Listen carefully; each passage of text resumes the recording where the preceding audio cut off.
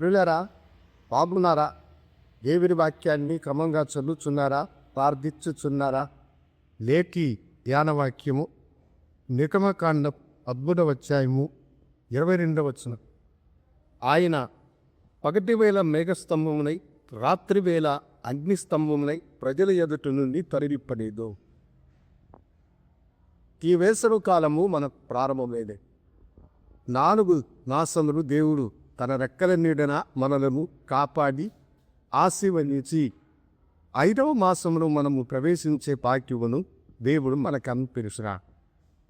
5వ మాసము వచ్చినప్పుడు మనకెంతో వేదనగా ఉంటుంది.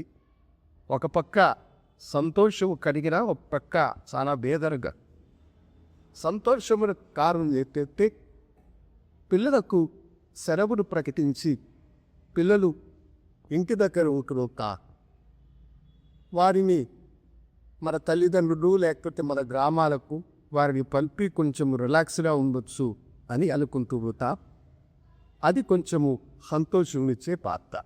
అయితే ప్రతి ఏడు కూడా ఎండను మన్నించుకోవచ్చు.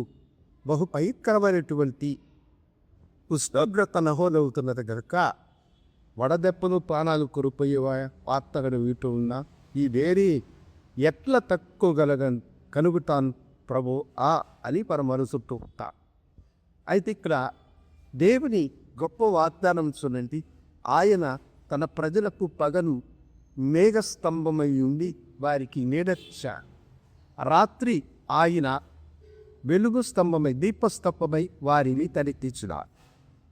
దేవుని బిడ్డలారా, ఈ వేసవిలో దేవుని కరుణాసము ఆయనే మేఘస్తంభమై ఉండి మిమ్మలను నడిపించుగాక. ఇశ్రాయేలు ప్రజలు 40 ఏళ్లకు భయంకరమైనటువంటి ఎడారిలో వారు ప్రయాణం చేసిన ఆ ఎడారి ఎక్కడ కూడా చెట్టు గుట్టలు ఉన్నటువంటి స్థలం కాదు. నీడనిచ్చేటువంటిది ఏది కూడా ఆ ఎడారిలో ఉన్నది. ఎక్కడైనా కాస్త సేద తెచ్చుకుందాము అని వారు అనుకుంటే రిలాక్స్ అయ్యేందుకు ఎలాంటి అవకాశం లేదు. అలాంటి భయంకరమైన ఎండలో ఆయనే వారికి మేఘస్తంభంగా ఉండి నడిపించిన దేవుడు కనుక ఈ కాలంలో దేవుడు తన మేఘస్తంభమును మీకు పంపి తన చల్లని రెక్కల నీడన మిమ్మలను కట్టి మిమ్మలను ఆశీర్వదించి నడిపించి వేసవి కాల ఉమ్మతం ఏవి కూడా మిమ్మలను కాచి అంటకుండా కాచి ఆయన కాపాడి తన చల్లదనమును మీకు అనుగ్రహించునుగాక. ఒక దైవజనుడు ఒకసారి చెప్పాడు. ఆయన బహు అరణ్య మార్గంలో నడుస్తూ ఉన్నాడంట. ఎక్కడ కూడా ఒక చెట్టు కూడా తన కంటికి కనిపించదు.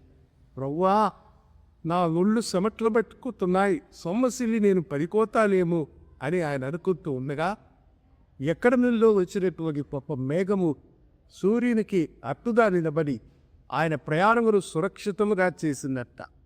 నీ ప్రయాణము కూడా దేవుడు సురక్షితంగా చేసి ఈ మాసము తన రెక్కల నీడన కాచి కాపాడి తన నీడను మీకు అనుగ్రహించుగాక. దేవుని కృప సదా మన తోడు ప్రార్థించుకుంటాం. కనుదా మీ ప్రజలను నడిపించిన గొప్పవాడ, ఈ బిడలైన మాకు కూడా నీ ఏకస్తంభమును తోడుగా ఉంచి ఈ వేసవి కాలపు 50 బిడ్డలను అంటకుండా కాపాడమని యేసునామమున అడిగిపెట్టుకుంటున్నాము తండ్రి. ఆమె శుభోదయం. ప్రభు మిమ్మల్ని దీవించునుగాక. ఆమె